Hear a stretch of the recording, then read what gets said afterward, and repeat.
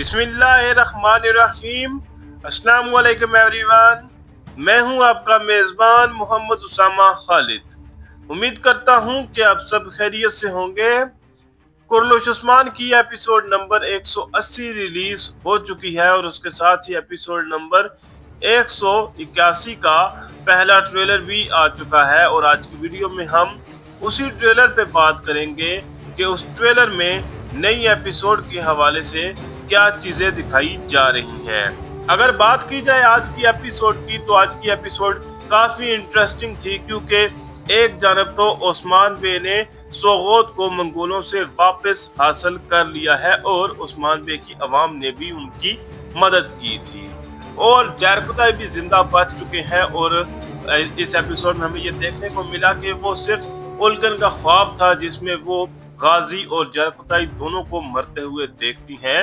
लेकिन बाला खातून के हवाले से सस्पेंस अभी भी खत्म नहीं हुआ, क्योंकि ऐसा लगता है कि बाला खातून का किरदार खत्म हो चुका है। लेकिन मेरा ये मानना है कि अगर ये किरदार खत्म होता तो कुर्लुश उस्मान की टीम की जानब से इंस्टाग्राम पर या यूट्यूब पर भी कोई ना कोई पोस्ट लाजमी लगाई जाती जिसमें अलविदा कहा जाता, क्योंकि बाला खातून पिछले 6 सीजन से कुर्लुश उस्मान की टीम के साथ है।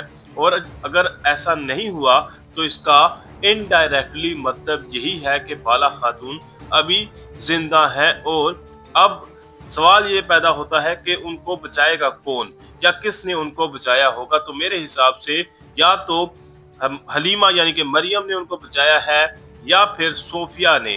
तो देखना ये होगा कि कौन उनको बचाएगा और आने वाली किस्त में हमें इस हवाले से क्या चीजें देखने को मिलती हैं। अभी बढ़ते हैं इस ट्रेलर की जानब और देखते हैं कि इसमें आने वाली किस्त के हवाले से क्या चीजें दिखाई जा रही हैं।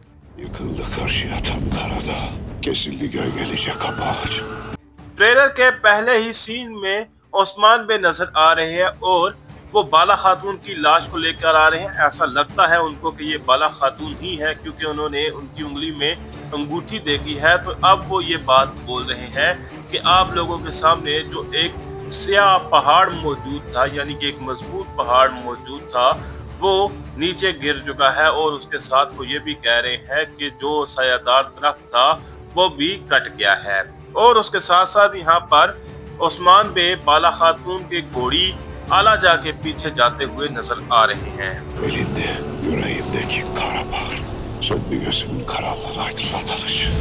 इस सीन में ओस्मान बे बाला खातून को ही याद करते हुए नजर आ रहे हैं और उसके साथ साथ वो ये बात बोल रहे हैं कि मेरे दिल का दरमा या मेरे दिल के दर्द का इलाज जो है वो आपके ही हाथों में है। और एक आखिरी नजर मुझे देखकर आप मेरे अंधेरों को रोशन कर दें। तो देखते हैं कि अब ओस्मान बे को कैसे पता चलेगा कि बाला खातून जिंदा हैं और क्या वाकई में बाला खातून जिंदा हैं भी या नहीं, ये भी अब देखना होगा। इन सीन्स में अलाउद्दीन बे यहाँ पर रोते हुए नजर आ रहे हैं और ये कह रहे हैं कि वालदा ऐसा मत करें। और जाहिर सी बात है, अगर किसी की भी वालदा वफात पा जाती हैं तो वो अफसरदा ही होता है, जैसा कि इस सीन में अलाउद्दीन बे हैं। और यहाँ पर ओस्मान बे का डायलॉग सुनाई दे रहा है और वो काफी गुस्से में ये बात पूछ रहे हैं कि किसने किया है ये सब, यानी कि बाला खातून को किसने मारने की कोशिश की है।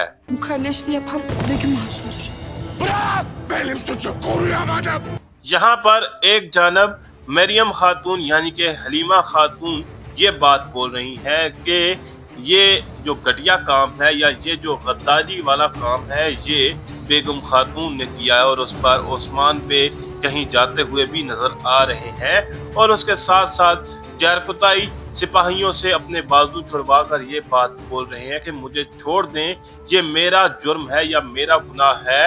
मैं उनकी हिफाजत नहीं कर पाया क्योंकि बाला खातून और जरकुताई एक साथ ही कबीले से निकले थे।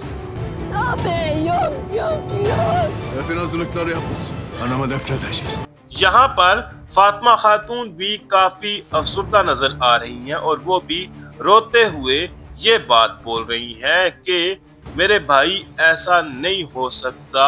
और बाला खातून की लाश को देखकर उनको भी यकीन नहीं हो रहा कि वाकई में बाला खातून वफात पा चुकी हैं। और उसके साथ यहाँ पर अलाउद्दीन बे ये बात बोल रहे हैं कि ज़रूरी तैयारियां की जाएं, वालदा को हम दफन करेंगे। और अब देखना ये होगा कि ये तमाम बहन भाई इस सूरत हाल का सामना कैसे करेंगे। Defnetmeyeceğiz. Babamızı alana dek Ala Hatun'u defnetmeyeceğiz. Alauddin बे जो कि बाला खातून को दफनाने की तैयारियां कर रहे हैं, उनकी बात को सुनने के बाद उस्मान बे ये बात बोल रहे हैं कि हम बाला खातून को दफन नहीं करेंगे, हम उनको तब तक दफन नहीं करेंगे जब तक हम अपने कबीले को वापस नहीं ले लेते। और उसके साथ साथ यहाँ पर उस्मान बे बेगम खातून और इलबाई को भी देखते हुए नजर आ रहे हैं। तो अब जाहिर सी बात है, मुझे लगता है कि अगला नंबर बेगम खातून का होगा, क्योंकि उस्मान भी अपना इंतकाम हासिल करने की पूरी कोशिश करेंगे। Ala Hatun evladının olduğu toprağa gömülene kadar bize gülmek ve durmak haramdır. इन सीन्स में उस्मान बे का डायलॉग सुनाई दे रहा है और इसके साथ साथ यहाँ पर ओरहान बे, अलाउद्दीन बे, गोंजा खातून, हुलफिरा खातून और फातिमा खातून भी नजर आ रहे हैं और तमाम लोग ही अफसुर्दा हैं।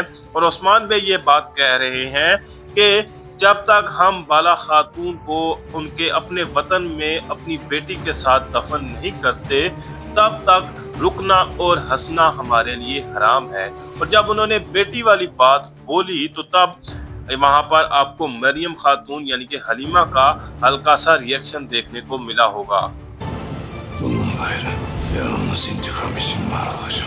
इस सीन में भी यहाँ पर उस्मान बे का ही डायलॉग सुनाई दे रहा है और वो ये बात बोल रहे हैं कि आज के बाद मैं सिर्फ इंतकाम के लिए जिंदा रहूंगा या इंतकाम हासिल करने के लिए ही जिंदा रहूंगा।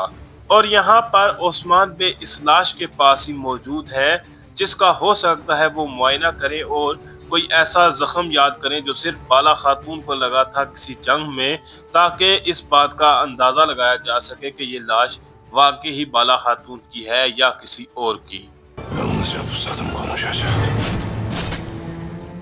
ट्रेलर के लास्ट सीन में उस्मान बे मंगोल सिपाहियों के साथ लड़ते हुए नजर आ रहे हैं और यहाँ पर हम अब उस्मान बे को इंतकाम लेता हुआ देखेंगे। पहले ही वो इंतकाम लेना चाहते थे, लेकिन अब उनकी इंतकाम की आग मजीद बढ़ चुकी है और वो ये भी कह रहे हैं कि अब सिर्फ मेरी तलवार बात करेगी। तो देखते हैं कि आने वाली किस्त में हमें मजीद क्या चीज़ें देखने को मिलती हैं और ये भी देखते हैं कि क्या सोफिया बाला खातून को बचाएगी या फिर मरियम यानी कि हलीमा खातून। तो ये चीज़ें हमें आने वाली किस्त में पता चलेंगी। फिल वक्त के लिए इतना ही। अगर आपको वीडियो अच्छी लगी तो वीडियो को लाइक लाजमी करिएगा, मेरे नए चैनल को लाजमन सब्सक्राइब करें और बेल आइकन को प्रेस करें ताकि आपको तमाम नई वीडियोस की अपडेट्स मिलती रहें। मिलते हैं बहुत जल्द नई वीडियोस के साथ, नई अपडेट्स के साथ। इजाज़त दीजिए। अल्लाह हाफिज़।